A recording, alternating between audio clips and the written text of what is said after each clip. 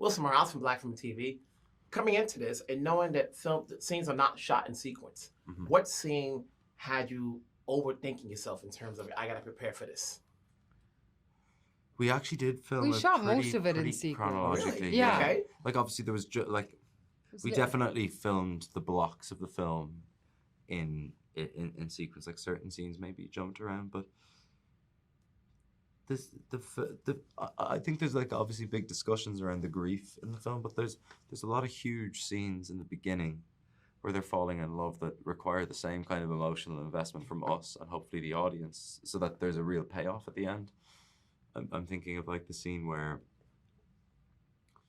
I come with the glove and you're below and the kind of walloping all the like the grass and everything, and you go into the Orpheus and Eurydice scene. I think they're like, that's a big moment in their relationship.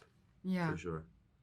I think the one that I was probably most nervous about, but not because it was like, I was more nervous about how hard it was going to feel doing it, is the scene of them in the attic when they've lost each other. Like, you know, and she holds his hand and says, "What do you see?" He asks her, "What do you see?" And she says, "Nothing."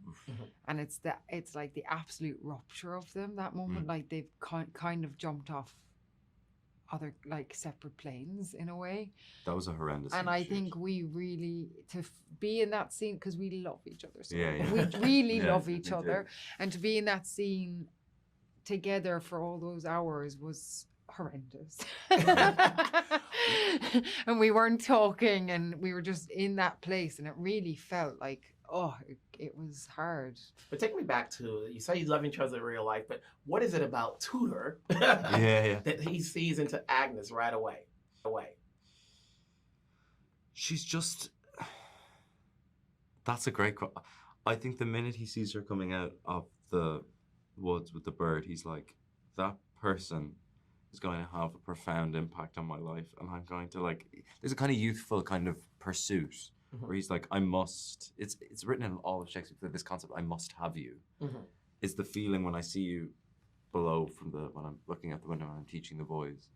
I don't think he knows exactly what it is yet, and I don't think Agnes knows either. It's this kind of non-verbal dance, and I wonder if it's a chemical thing or if it's something where they're just drawn like two magnets towards each other, and they're figuring out what exactly it is. But I think there's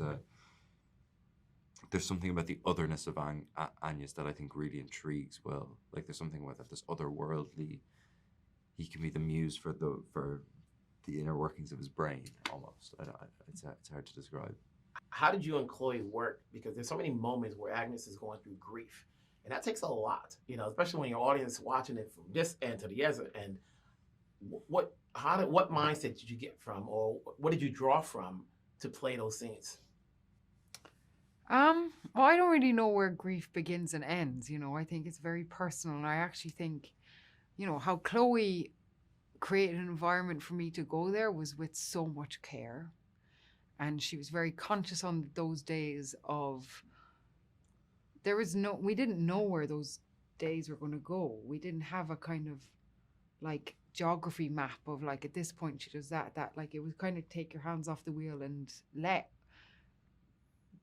something bigger than even her own grief come through. And I guess she just asked me to be as present as I possibly could and be a vessel for a very ancient grief. You know, that grief isn't just Agnes's, it's the grief for every mother, father, lover, anybody who's lost anybody in their life. And it's unfathomable to me, the reality of losing a child, of losing your child. And with absolute respect, I just wanted to be as kind of truthful as I could in my imaginary circumstance. And at that point, I had created such a strong bond with Jacobi, with Hamnet, and with their family, and with Paul and with Chloé, that I really trusted that I could just get into the river, look into this little boy's face with all the feelings that had already been like created in me, and just see what happened. And that's kind of what it was. And I knew that I had a container and care from Chloé Zhao to hold me in the epicness of what that might feel like. congrats on the roles, congrats on the film. The score by Max is a selling one, you know, and it drew me in, and it drew me all the way to the end. We'll talk down the road. Thank Take you. care. Much.